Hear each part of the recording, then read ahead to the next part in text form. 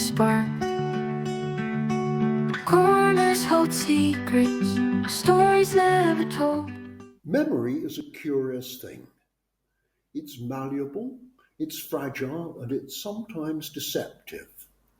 What if those cherished childhood memories that bring us comfort are curated fiction? Today I want to explore my body of work that dives into the unsettling world of false memory. But this video is just the beginning.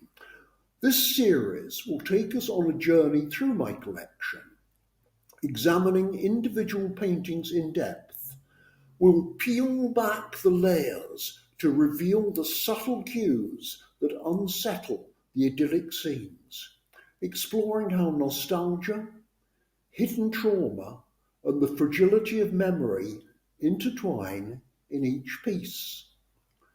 My false memory collection is an exploration of memory as a construct, and it's indeed one that can be easily manipulated, either by ourselves or by others.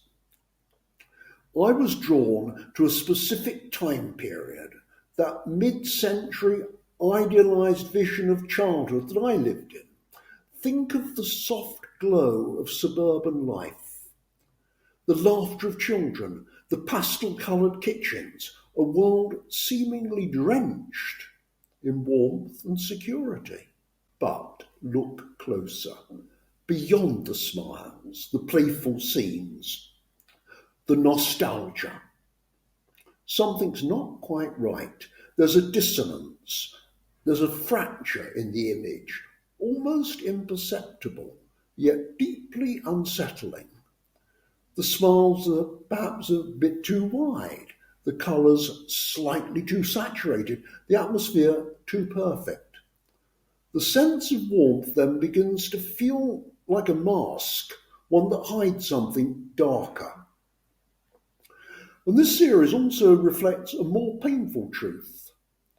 For some, childhood memories can be a battleground where what's real and what's imagined, they blur together. The section of this collection dealing with hidden childhood abuse tackles this ambiguity head on.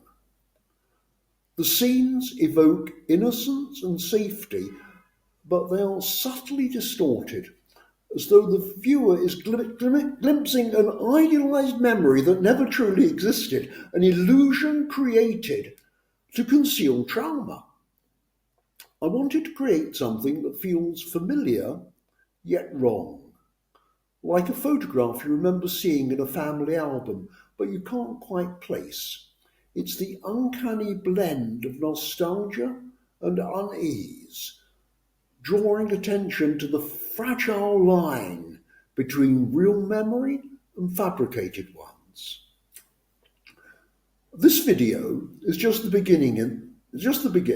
In this series, I'll be diving deep into individual paintings from my false memory collection.